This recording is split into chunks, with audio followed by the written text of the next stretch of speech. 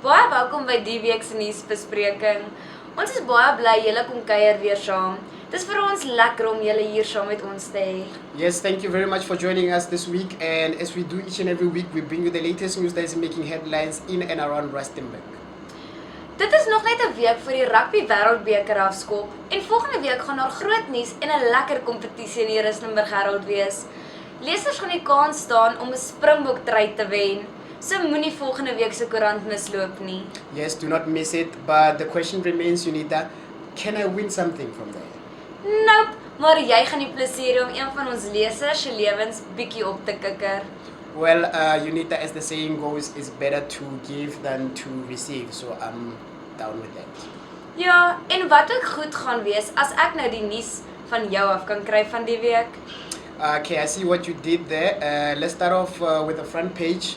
This week our cover stars the relay team from Impala Platinum. Now they have kicked dust on the eyes of some of the best competitors in the world and the biggest corporations. So to find out more, check the front page of this week's edition of the Rustenburg Herald. Cool. Is twee van die atlete wat deel is van daardie span nie ook komraadswenners nie? Yes, indeed. One of the champions is Edward Mutibi, who's also in this week's edition of the Rustenburg Herald on the front page. Op bladsy 3 sien ek 'n berig oor nog helde en heldinne. Vertel bietjie. The National Police celebrated the memory of 27 officers who lost their lives in the line of duty. The event was held at the Union Buildings, and like you said, page 3 has the full story. Van helde gepraat, die land is die week weer hartseer oor een van sy gunsteling rugby seuns wat oorlede is. Yes, Chester Williams was an inspiration to many people, and he was remembered not only as a Springbok rugby player, but also as an ultimate gentleman. But we have the memoriam of him on page 4 of this week's edition of the Rustenburg Herald. Die groot storie die week is die beweerde moeilikheid by die Rustenburg se DBV. Blykbaar verloop dinge nie soos dit moet nie en word munisipale bywette ook verbreek.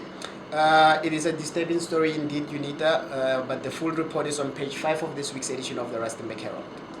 Op bladsy 6 sien ek daar is 'n opvolg oor die gevaarlike padsituasie by grenswag. Yes, Unita, last week after an accident, the second accident, a third learner was hit by a taxi driver who was illegally driving on the bus lane.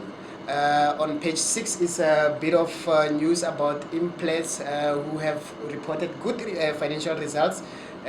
Like I said, the whole story is in this week's edition of the Rustenburg Herald. Op bladsy 8 is 'n berig oor die taxi-mense wat hulle uitspreek oor geweld teen vroue en kinders. Okay, there's also on that page a story about the security guard who saved a young girl from being violently robbed, as well as the Rustenburg municipality who have allegedly again wasted millions of rands. Die skole bladsy is die week 'n loutere plesier. Wow, daar is soveel om te lees. There is the sports achievement, cultural achievement, as well as academic excellence to be celebrated, Unita. Dan op die agterblad is twee van ons Rustenburg manne wat die afgelope naweek in die Currie-beker finaal was. Louis Fouchier and Walt Steenkamp, both former learners of Life School Rustenburg, which is a school here in Rustenburg which we are very proud of, are now playing for the Free State Cheetahs and were instrumental in the Cheetahs' victory. Dit is wonderlik om te hoor hoe Rustenburgers presteer en om in hul prestasie te deel. Ek gaan my nou verdiep in die week se uitgawe. So van my Unita laat te gaan. Totsiens tot volgende week. En ek sien sommer klaar uit om saam met julle te kuier. And from myself, Jabulani Sinyazo, we say goodbye for now. And thank you very much for joining us. We will see you again next week in the next news bulletin.